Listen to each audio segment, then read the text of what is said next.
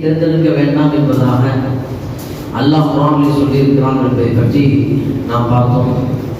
ஒரு சில அன்பு நண்பர்கள் வந்து கேட்டாங்க, அதில் இது விஷயமாக கொஞ்சம் எங்களுக்கு விளக்கம் தேவை. ஏன்னா என்னுடைய நண்பர்கள் எல்லாம் மாற்றாருடைய பிள்ளைகளை திருமணம் செஞ்சிருக்கிறாங்களே, இது விஷயமாக அடுத்த தலைமுறை எப்படி உருவாகிறது அப்படிங்கிற விஷயமாக நான் சொன்ன கேட்டாங்க. அதனால் கனிமன் அல்லாமல் இன்றைய பிறை 6வது நாளில் அது விஷயமாக இன்ஷாஅல்லாஹ் ஒரு சில விஷயங்களை நான் சொல்ல ஆசைப்படுகிறேன்.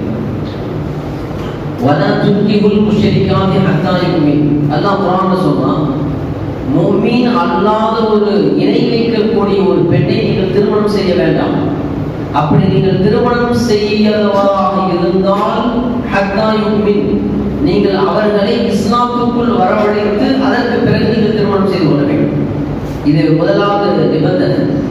சரி, இஸ்லாமுக்குள் வரக்கூடிய பெண்மணி நல்லா விளைக்கணும், அவங்க நமக்காக வேண்டி வந்தாங்க அப்படிங்கிறது இருக்கக்கூடாது. இது ரொம்ப முக்கியம். இவனை கல்யாணம் பண்ணோம் சொன்னா முஸ்லிம்ல போய் தான் அவங்க வழி இல்லை இப்படிங்கிற ஒரு நிலைக்கு தள்ளப்பட்டாங்க அப்படின்னு சொன்னா அடுத்த தலைமுறை நிச்சயமாக சரியாக வராது. அவங்க அல்லாஹ் குர்ஆன்ல சொல்லியிருக்காங்க, வலா துன்கிஹுல் முஷ்ரிகாத், நீங்கள் இணை வைக்கக்கூடிய பெண்களை நீங்கள் திருமணம் செய்யாதீர்கள் ஹத்தா யுமின், எதுவரை என்று சொன்னால் அவர்கள் பூரண ஈமான்தாரியாக முழுக்குள்ள வரணும். இப்ப இவரை நம்ம விரும்பிட்டோம், இவரை நம்ம என்ன விரும்பியிருக்கிறோம், இப்ப நம்ம இஸ்லாமுக்குள்ள போனா தான் இவரை திருமணம் செய்ய முடியும் அப்படிங்கிற நோக்கத்திற்காக வேண்டி வந்தால் அடுத்த தலைமுறை இருக்கின்றது மிகச் சரியான முறையில் என்ன செய்யாதுன்னா உருவாக ஆகாது அப்படின்னு நான் சொல்லல. குர்ஆன் பேசுது, அதுக்கும் குர்ஆன் தான் பேசுது. அல்லாஹ் குர்ஆன்ல மிக தெளிவாக அல்லாஹ் தஆலா பேசுறான். 2 நபிமார்கள் குறித்து அல்லாஹ் பேசுறான். நூஹ் அலைஹிஸ்ஸலாத்து வஸ்ஸலாம் ஒரு நபி, அதுக்கு லூத் அலைஹிஸ்ஸலாத்து வஸ்ஸலாம் ஒரு நபி. இவங்க நபிமார்கள். ஆனால் இவர்களுடைய மனைவிமார்கள் நபியோடு குடும்பம் நடத்திய இந்த 2 பெண்கள் நல்ல விளக்கம் அல்லாஹ் தௌஃபீக் நசீபாக போனார். நபியோடு குடும்பம் நடத்துகிறார்கள், ஆனால் இவர்கள் பூரண ஈமான்தாரிகளாக இல்லை. குர்ஆன் அதை பேசுது. லரபல்லாஹு மதலன் லில்லதீன் கஃபரு இம்ரஅத நூஹ் வ இம்ரஅத லூத். குர்ஆன் பேசுது, இத மிக தெளிவாக பேசுது. இவர்கள் ஒரு விஷயத்தை நான் சொன்னோம் அப்படின்னு சொன்னா, நமக்காக வேண்டி அவர்கள் இஸ்லாமுக்குள்ள வந்துட்டாங்க என்றாலும் கூட அவர்கள் பரிபூர்ண இஸ்லாமுக்குள்ள வர்ற வரைக்கும் அவர்களுக்கு ஷரியத்தினுடைய போதனைகளை செய்ய நாம் கடமைப்பட்டிருக்கிறோம். எத்தனை நபர்கள் அது மாதிரி செய்யறதுக்கு தயாரா இருக்கலாம்? ஆரம்பத்தில் கொஞ்ச நாளைக்கு வந்து ஓதற்கு விடுறாங்க, யாரும் கோச்சிக்காதீங்க, இங்க இருக்கலாம். ஆரம்பத்தில் கொஞ்ச நாளைக்கு வந்து என்ன செய்யலாம், ஓதற்கு விடுறாங்க.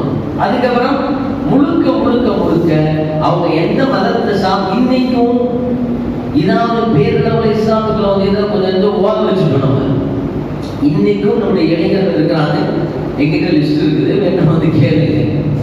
நீ ஓ மதத்தில் இருந்து நான் என் மதத்தில் இருக்கிறேன், குடும்பம் நடத்திட்டு இருக்கிறேன். அடுத்த தலைமுறை நீங்க எப்படி உருவாக்குவீங்க? ஒரு அடுத்த தலைமுறை சரியான முறையில் உருவாகணும் அப்படின்னு சொன்னா நீ ஓ மதத்தில் இருந்துக்கோ, நான் என் மதத்தில் இருக்கிறேன். ஒரு குழந்தை ஒண்ணு இருக்குது, 2 பேர் கலந்த மாதிரி பேர் வைக்கிறானே, எத்தனை 2 பேர் வர மாதிரி? முஸ்லிம் பேரும் கலந்து வரணும், காஃபிர் பேரும் கலந்து வரணும். எத்தனை குடும்பங்கள் இருக்குது தெரியுமா? எத்தனை இளைஞர்கள், இஸ்லாமிய இளைஞர்கள் இது மாதிரி வாழ்ந்து கொண்டு இருக்கின்றார்கள் தெரியுமா? கண்ணியமான அல்லாஹ்விலே கொஞ்சம் சிந்திச்சு பார்க்கணும். பண்றது ஒரு அடுத்த தலைமுறை உருவாகுது அப்படின்னு சொன்னா நம்ம மாற்றாருடைய பெண்ணை விரும்பி திருமணம் செய்யும் பட்சத்தில் அவர்கள் உண்மையான ஈமான்தாரிகளாக மாற வேண்டும். அவ்வாறு உண்மையான ஈமான்தாரிகளாக இல்லாமல் ஏதோ பேரளவுக்கு இவரை கட்டணும் அப்படிங்கிறதுக்காக வேண்டி இஸ்லாமுக்குள்ள வந்து நம்ம சரியான முறையில் மார்க்கத்தை சொல்லாம, சரியான முறையில மார்க்கத்தை சொல்லாம ஏனோதோ ஆனாலும் வாழ்ந்து அவங்களுக்கு குடும்பம் நடத்தி அவங்க மூலியமாக ஒரு குழந்தை பிறந்திருக்குது அப்படின்னு சொன்னா அந்த தலைமுறை இருக்கின்றதே நாம் எதிர்பார்த்த மாதிரி வராது. குர்ஆன் சொல்லுது, அது நூஹ் அலைஹிஸ்ஸலாத்து வஸ்ஸலாமுடைய மகன், நபியினுடைய மகன். அந்த அம்மா பெயரளவுல இஸ்லாத்துல இருக்கு, ஏன்னா நபியோடு குடும்பம் நடந்தது. ஆனா அந்த அம்மா ஈமான் இல்லை. அல்லாஹ் சொல்றான், அந்த அம்மா காஃபிர் பெண்களுக்கு உதாரணமாக அல்லாஹ் தஆலா காமிக்கிறான். கடைசியில் அந்த தலைமுறை என்னாச்சு? நூஹ் அலைஹிஸ்ஸலாத்து வஸ்ஸலாமுடைய மகன், ஒரு நபியினுடைய மகன். அப்ப நபியினுடைய அடுத்த தலைமுறை எப்படி இருக்க வேண்டும்? அலைஹிஸ்ஸலாத்து வஸலாம் கப்பல்ல ஏறிக்கோன்னு சொன்னாங்க. இருக்கம் மஅனா வலா தகும் மினல் காஃபிரின். நீ மட்டும் இப்ப கப்பல்ல ஏறலைன்னா அழிஞ்சு போயிருவேன்னு சொன்னாங்க. நீ காஃபிரான் ஆகிவிடாத எச்சரித்தாங்க. அவன் என்ன தெரியுமா சொன்னான்? அதான் ஒரு வேலையை பார்த்துட்டு போத்தான். நபியினுடைய மகன் இது. நம்ம எல்லாம் அடுத்த தலைமுறையில் எப்படி உருவாங்க கொஞ்சம் யோசனை. ஒரு நபியினுடைய மகன் சொல்றான், அதான் இங்க பாருங்க, உயர்ந்த இடம் ஜூதிங்கிற மலை இருக்குது. அந்த மலை மேல ஏறி நான் தப்பிச்சுக்குவனே தவிர தப்பித்தவரை உன் பேச்சை கேட்டு நான் மேலே ஏற மாட்டேன் அப்படின்னு எல்லாம் சொல்லக்கூடிய. ஏன்னா வளர்ப்பு அப்படிங்கிறது ஆணுடைய பங்கு இருந்தாலும் கூட பெரும் பங்கு யாரை சார்ந்து இருக்குது அப்படின்னு சொன்னா பெண்களை சார்ந்து இருக்கு. அதனாலதான் குர்ஆன் சொல்லுது, இஸ்லாமுக்குள்ள வர வச்சு முழுமையா ஈமான் கொடுத்து அப்புறமா நீ குழந்தை பெற்றுக்கோ. ஆனா இன்னைக்கு எப்படி ஆயிடுச்சுன்னா, நான் அதை சொல்லணும் அப்படிங்கிற அவசியம் இல்லை. கண்ணியமா நல்லா இருந்தாலும் நம்ம நமக்கு விளங்கக்கூடிய தோஃபிக்கிற மனைவருக்கு எல்லாம் நசீபாக போனாங்க. அந்த பையன் நூஹ் அலைஹிஸ்ஸலாத்து வஸலாம் மகன் சொன்னா, நான் உயர்ந்த மலை மேல ஏறி நான் தப்பிச்சுக்கு வந்தா நான் ஏற மாட்டேன் அப்படின்னா. இதுக்கு என்ன காரணம் கேட்டா, நம்ம தாய்மார்கள் தேர் ஒப்பை சொல்றதை கேட்காத வீணா போயிருது.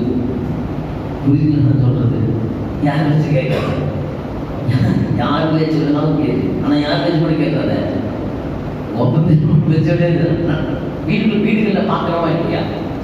வீடுகள் சொல்லி கொடுக்குறாங்க மனைவா. ஏய் அவங்க ஒன்றும் தெரியாதா? யாருக்கு புரியுதுங்களா? நமக்கே கேட்க தெரியாது. நமக்கெல்லாம் ஒன்றும் தெரியாதா?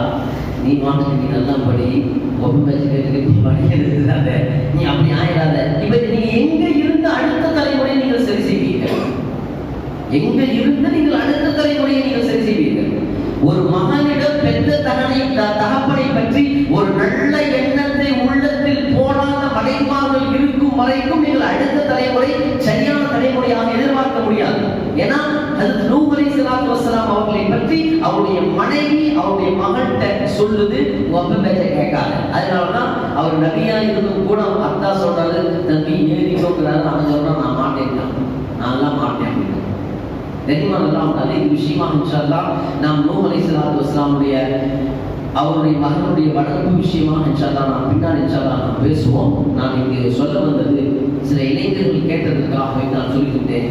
புதிதாக இஸ்லாத்துக்குள் வர வைத்தால் அவர்களுக்கு பூரண ஈமானை கொடுத்து வளர்த்தினோம் என்று சொன்னால் அடுத்த சந்ததி மிக நல்ல முறையில் வளரும் என்பது விதமான சந்தேகம் இல்லை.